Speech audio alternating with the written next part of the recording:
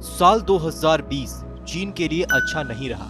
LAC पर चीन के अड़ियल रवैये की वजह से भारत ने कई ऐसे कदम उठाए जिससे कि चीन को भारी नुकसान का सामना करना पड़ा।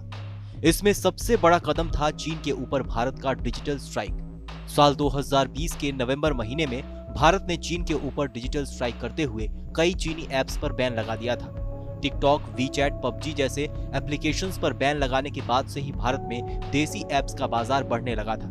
ऐसे में अब भारत के इस कदम का असर बाजारों में भी दिखने लगा है। एप्सप्लायर की एक रिपोर्ट बताती है कि साल 2019 में भारतीय बाजार में चीनी ऐप्स की हिस्सेदारी 38% थी, जो अब घटकर केवल 29% पर आ गई है।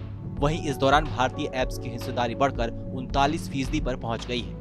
एप्सप्लायर इंडिया की रिपोर्ट के मुताबिक केवल चीनी ऐप्स पर भारत ने ही करारी चोट नहीं पहुंचाई है, बल्कि कई बड़े देशों में इसकी लोकप्रियता कम हुई है और इन देशों के लोगों ने भी चीनी ऐप्स को अपने मोबाइल से अनस्टॉल कर दिया है। रिपोर्ट कहती है कि अमेरिका, रूस और जर्मनी में भी चीनी ऐप्स की हिस्सेदारी बड़े तौर पर घटी है। रिपोर्ट बताती है कि भारतीय ऐप्स को बढ़ावा देने में बड़े शहरों के मुकाबले छोटे शहरों का योगदान ज्यादा रहा है।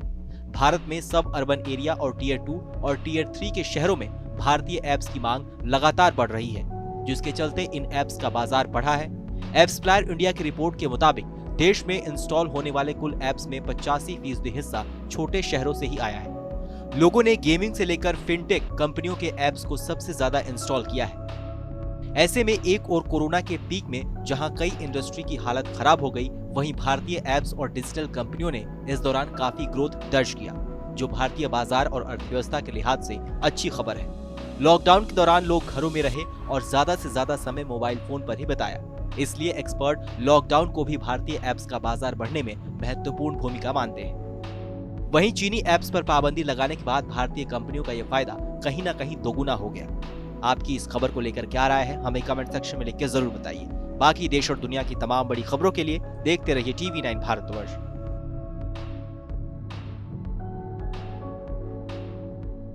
परवाह देश की, सोमवार से शुक्रवार रात 10 बजे TV9 भारतवर्ष पर।